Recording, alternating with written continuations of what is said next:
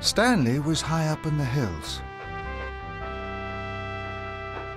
"Where are you, Thomas? We miss you," he whistled. But only his echo came back. "We miss you." The river was rushing, and Thomas whooshed with it off into the darkness. Suddenly, he crashed through a thick wall of bushes. He flew across a ravine and hit the ground with a bump. Thomas slid down a hill. Trees and rocks were everywhere. "Help!" Thomas cried. At last, Thomas slithered to a stop at the bottom of the hill. He was stuck. Thomas saw he had landed next to an old track. "But how am I going to get onto it?" he cried. Thomas could do nothing but wait and hope. Stanley had looked everywhere. He couldn't find Thomas. Soon he would have to go back to work at Great Waterton. Thomas was thinking about Great Waterton. He thought about the tower, and the moment Stanley's freight car smashed into it, and the tower tumbled down. I wish I hadn't made Stanley pull all those freight cars. I didn't like him doing my jobs, and now look where I am. I'm a very silly engine, he puffed sadly. Thomas wished he was back with his friends. Stanley had to get back to Great Waterton. "I'll blow my whistle one last time," Stanley wished, and he whistled loud and long. This time, Thomas heard the whistle. "It's Stanley," he gasped. With his very last puff and his very last huff, Thomas blew his whistle as loud as he could. Stanley heard Thomas. Quickly, he reversed back to the branch line.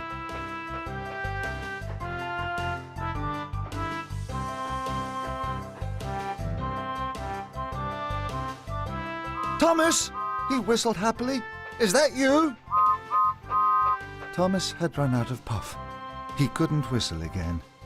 He could only wait. Then Thomas saw Stanley chuffing around the bend. "Stanley!" he cried. "I'm very happy to see you." "Thomas!" whistled Stanley. "Where have you been? Did you run away?" "No," tooted Thomas sadly. "I was trying to be a really useful engine." Then Thomas told Stanley all about his adventure in the mine. Stanley was amazed. "Stanley," tooted Thomas, "I'm sorry that I was horrible to you. I was wrong, and I was silly to be cross that you were in charge. I want to be your friend." Stanley smiled. "Thomas," he wished, "we will be friends, and I'll have you back on that track in no time." Soon, Stanley was hooked up to Thomas. Then Stanley huffed and puffed. Thomas was very heavy.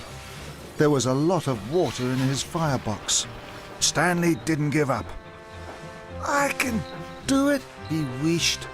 And with a mighty heave, Stanley pulled his friend back onto the track.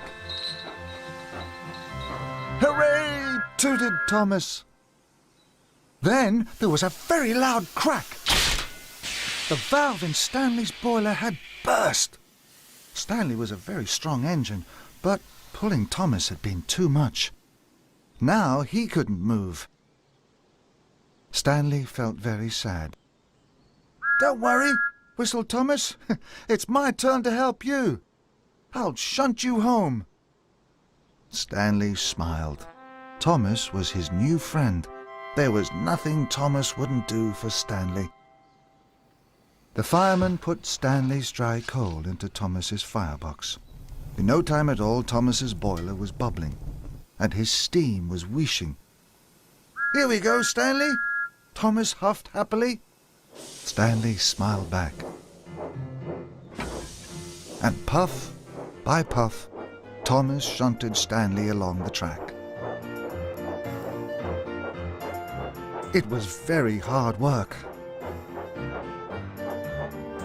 Thomas had to puff up hills and huff through bushes. But Thomas didn't mind. He was proud to push his new friend Stanley home.